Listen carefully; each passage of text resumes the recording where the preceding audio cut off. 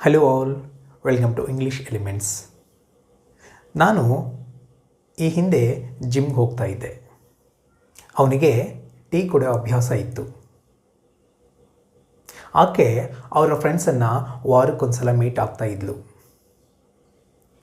ಅವರು ಅಲ್ಲಿಗೆ ಆಗಾಗ ಹೋಗ್ತಾ ಇದ್ದರು. ಇಂತಹ ಸೆಂಟೆನ್ಸ್ಗಳನ್ನು ಇಂಗ್ಲೀಷ್ನಲ್ಲಿ ಯಾವ ಥರ ಹೇಳಬೇಕು ಅನ್ನೋದನ್ನು ಇವತ್ತಿನ ಕ್ಲಾಸಲ್ಲಿ ನೋಡೋಣ.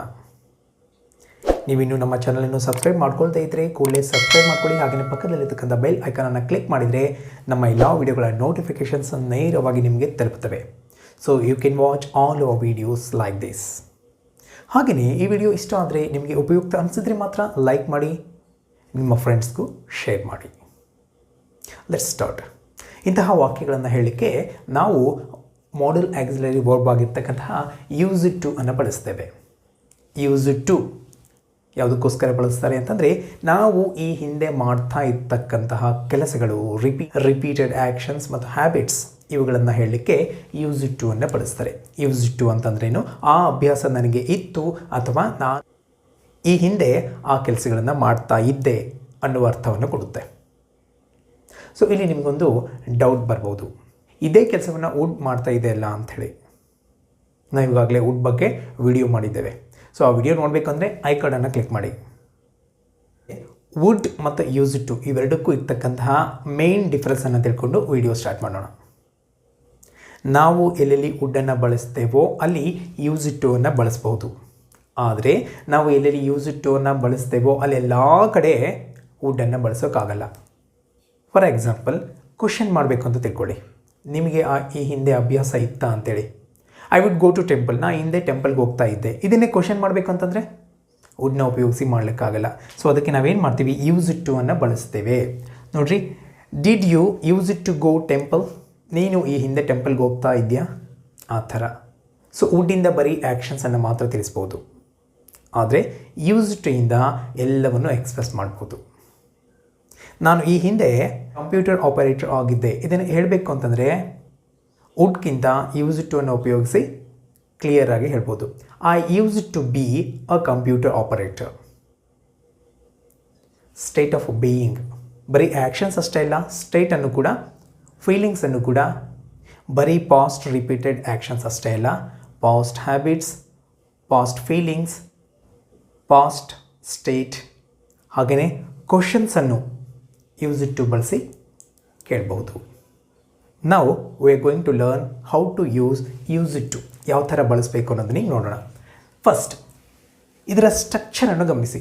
ಸ್ಟ್ರಕ್ಚರ್ ಯಾವ ಥರ ಇರುತ್ತೆ? Subject plus use it to plus V1 plus object. ಇಲ್ಲಿ ಸಬ್ಜೆಕ್ಟ್ ಅಂತಂದರೆ ಯಾರು ಮಾಡ್ತಾ ಇದ್ದಾರೋ ಅವರು, ಯಾರು ಕೆಲಸವನ್ನು ಮಾಡ್ತಾ ಇದ್ದಾರೋ ಅದಕ್ಕೆ ಸಬ್ಜೆಕ್ಟ್ ಅಂತ ಕರಿತೀವಿ.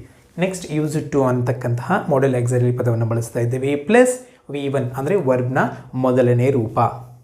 ಮೊದಲನೇ ರೂಪ ಅಂತಂದರೆ ನೋಡಿ, eat, work, prepare, attend, come, listen, drive, play, teach, live, drink, meet, ಇವೆಲ್ಲವೂ ವರ್ಬ್ನ ಮೊದಲನೇ ರೂಪಗಳು. ಇವುಗಳನ್ನು ಬಳಸ್ತೇವೆ. ಪ್ಲಸ್ ಆಬ್ಜೆಕ್ಟ್ ಅಂದರೆ ಆ ಕೆಲಸವನ್ನು ಯಾರು ಸ್ವೀಕರಿಸ್ತಾ ಇದ್ದಾರೋ ಅಥವಾ ಯಾರಿಗೆ ಮಾಡಲ್ಪಟ್ಟಿರುತ್ತೋ ಅದು. Plus extra words. ಇಷ್ಟನ್ನು ನೆನ್ಪಿಟ್ಕೊಂಡ್ರೆ ನಾವು ಯೂಸ್ ಇಟ್ ಟು ಅನ್ನು ಕರೆಕ್ಟಾಗಿ ಬಳಸಲಿಕ್ಕೆ ಸಾಧ್ಯ ಆಗುತ್ತೆ. Let's see some example. ಈಗಾಗಲೇ ಹೇಳಿದಂತೆ ಸಬ್ಜೆಕ್ಟ್. ಇಲ್ಲಿ ಐ ಅಂತಂದರೆ ನಾನು, ವಿ ಅಂದರೆ ನಾವು, ಯು ಅಂದರೆ ನೀನು ಅಥವಾ ನೀವು, ದೇ ಅಂದರೆ ಅವರು, ಹಿ ಅಂದರೆ ಅವನು, ಶಿ ಅಂದರೆ ಅವಳು, ಇಟ್ ಅಂದರೆ ಅದು ಅಥವಾ ಇದು. ನೆಕ್ಸ್ಟ್ ಯೂಸ್ ಇಟ್ ಟು ಬಳಸ್ತೇವೆ. ನೆಕ್ಸ್ಟ್ V1 ಅನ್ನು ಬಳಸ್ತಾ ಇದ್ದೇವೆ. Next object. Let's take an example.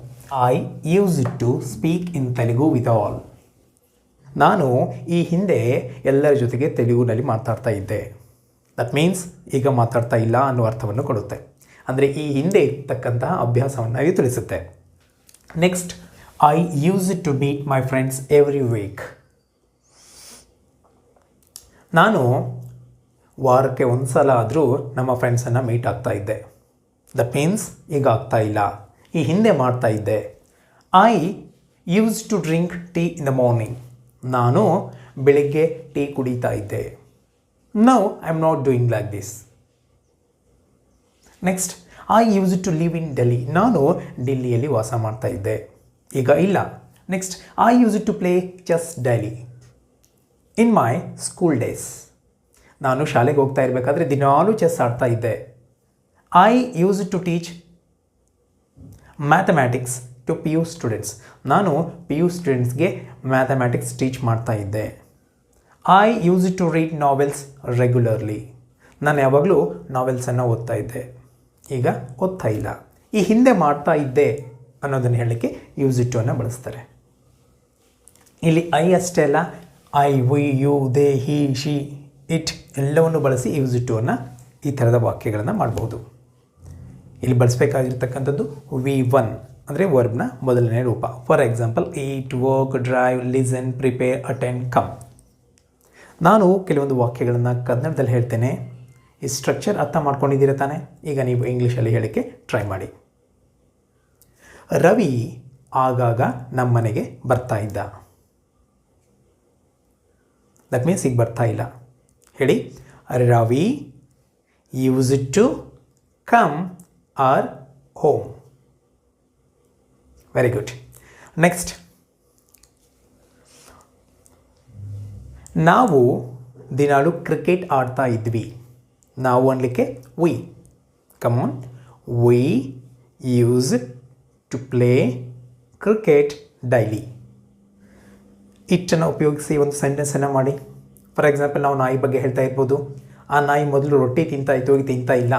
ಹೇಳಿ, it used to eat rotis. So ಇದೇ ಥರ I, we, you, they, he, she, it ಎಲ್ಲವನ್ನು ಬಳಸಿ ನಾವು ಯೂಸ್ ಇಟ್ ಅನ್ನು ಹಾಕಿ ಸೆಂಟೆನ್ಸನ್ನು ಮಾಡ್ಬೋದು. ಅದರ ಅರ್ಥ ಹಿಂದೆ ಮಾಡ್ತಾ ಇದ್ದೆ, ನನಗೆ ಅಭ್ಯಾಸ ಇತ್ತು ಅನ್ನುವ ಅರ್ಥವನ್ನು ಕೊಡುತ್ತೆ. I think it's very clear to you. Next, use to ಅನ್ನು ಬಳಸಿ 4 ಟೈಪ್ಸ್ ಆಫ್ ಸೆಂಟೆನ್ಸನ್ನು ಮಾಡಲಿಕ್ಕೆ ಯಾವ ಥರ ಸಾಧ್ಯ ಅನ್ನೋದು ನೋಡೋಣ. ನಾ ಈಗಾಗಲೇ ಡಿಫ್ರೆನ್ಸ್ ಹೇಳಿದಂತೆ ವುಡ್ಡನ್ನು ಬಳಸಿ ಈ ಥರ ಮಾಡಲಿಕ್ಕೆ ಆಗೋದಿಲ್ಲ. ಸೊ ನಾವು ಯೂಸ್ ಟು ಅನ್ನು ಬಳಸಿ 4 ಟೈಪ್ಸ್ ಆಫ್ ಸೆಂಟೆನ್ಸನ್ನು ಮಾಡ್ಬೋದು. Let's see. Raju use to watch movies ಅಂದರೆ ರಾಜು ಸಿನಿಮಾ ನೋಡ್ತಾ ಇದ್ದ. ಇದನ್ನೇ ನಾವು ಕ್ವಶನ್ ಕೇಳಬೇಕು ಅಂತಂದರೆ, ರಾಜು ಸಿನಿಮಾ ನೋಡ್ತಾ ಇದ್ನಾ ಅಂತ ಕೇಳಬೇಕು ಅಂತಂದರೆ ಡಿಡ್. ಇಲ್ಲಿ ನಾವೀಗಾಗಲೇ ಹೇಳಿದಂತೆ ಯೂಸ್ ಟು ಅನ್ನೋದು ಪಾಸ್ಟ್ ಟೆನ್ಸ್, ಅಂದರೆ ಈ ಹಿಂದೆ ಮಾಡ್ತಾ ಇರ್ತಕ್ಕಂಥದ್ದನ್ನು ತಿಳಿಸುತ್ತೆ. ಅದರಿಂದ ಇದು ಪಾಸ್ಟ್ ಟೆನ್ಸ್. ಇದನ್ನು ನಾವು ಕ್ವಶನ್ ಮಾಡಬೇಕಂತಂದರೆ ಡಿಡ್ ಅನ್ನು ಯೂಸ್ ಮಾಡಬೇಕು.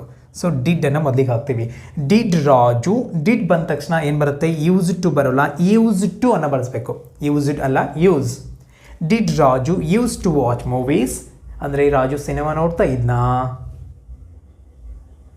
ಇದನ್ನೇ ನೆಗೆಟಿವ್ ಮಾಡಬೇಕಂತಂದರೆ, ಅಂದರೆ ರಾಜು ಈ ಹಿಂದೆ ಸಿನಿಮಾ ನೋಡ್ತಾ ಇದ್ದಿಲ್ಲ ಅನ್ನೋದನ್ನು ಹೇಳಬೇಕಂತಂದರೆ Raju didn't use to watch movies. Raju ಈ ಹಿಂದೆ ಕೂಡ ಸಿನಿಮಾ ನೋಡ್ತಾ ಇದ್ದಿಲ್ಲ. ಇದನ್ನು ನಾವು ಕ್ವಶನ್ ಮಾಡಬೇಕಂತಂದರೆ ಈ ಡಿಡೆಂಟನ್ನು ಮೊದಲಿಗೆ ಹಾಕಿ.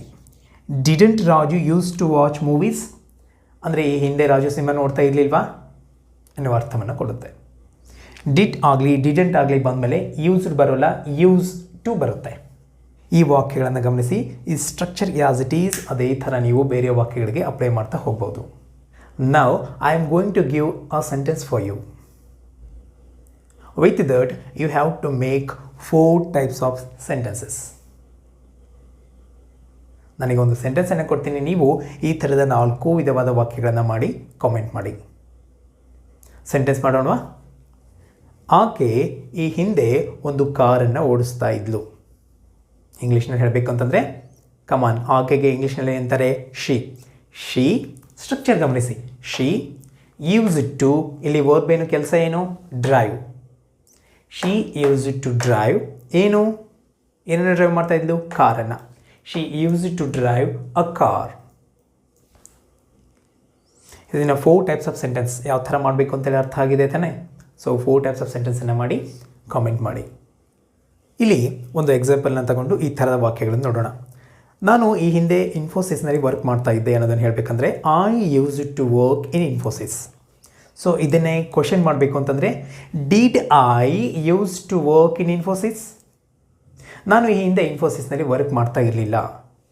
I didn't use to work in Infosys. ನಾನು ಈ ಹಿಂದೆ ಇನ್ಫೋಸಿಸ್ನಲ್ಲಿ ವರ್ಕ್ ಮಾಡ್ತಾ ಇರಲಿಲ್ವಾ? Didn't I use to work in Infosys. That's it. Very easy. Use ಟುನ ಬಳಸಿ ಅಡ್ವಾನ್ಸ್ಡ್ ಲೆವೆಲಲ್ಲಿ ಈ ಯೂಸ್ ಟುನ ಬೇರೆ ಫಾರ್ಮ್ಸ್ಗಳು ಕೂಡ ಇವೆ. Be use to, got use to, get use to. So ಅವುಗಳ ಬಗ್ಗೆ ಮತ್ತೊಂದು ವಿಡಿಯೋದಲ್ಲಿ ಡೀಟೇಲ್ ಆಗಿ ಡಿಸ್ಕಸ್ ಮಾಡೋಣ. Coming to the interesting point of the day, ಇಂಗ್ಲೀಷ್ನಲ್ಲಿ ಯಾವ ಅಕ್ಷರದಿಂದ ಹೆಚ್ಚಿನ ಪದಗಳು ಶುರುವಾಗ್ತವೆ ನಿಮ್ಗೆ ಗೊತ್ತಾ? More English words begin with the letter S then with any other letters. ಇಂಗ್ಲೀಷ್ನಲ್ಲಿ ಬಹಳಷ್ಟು ಪದಗಳು ಎಸ್ ಇಂದಲೇ ಶುರುವಾಗ್ತವೆ. ಬೇಕಾದರೆ ಒಂದು ಬುಕ್ಕನ್ನು ತಗೊಂಡು ಈ ಸ್ಟೇಟ್ಮೆಂಟನ್ನು ಚೆಕ್ ಮಾಡ್ಕೊಳ್ಳಿ. That's all for today. ಇವತ್ತಿನ ವಿಡಿಯೋ ಹೇಗೆ ಅನಿಸ್ತು? ಏನಾದರೂ ಹೊಸದನ್ನು ಕಲ್ತ್ರಾ? ಇಷ್ಟ ಆಯಿತಾ? ಆದರೆ ಕೂಡಲೇ ಲೈಕ್ ಮಾಡಿ. ಹಾಗೆಯೇ ಇವತ್ತಿನ ಹೋಮ್ವರ್ಕನ್ನು ಕೂಡ ಕಾಮೆಂಟ್ ಮಾಡಿ. Let's meet in the next video. Thank you so much for watching and I wish you happy learning.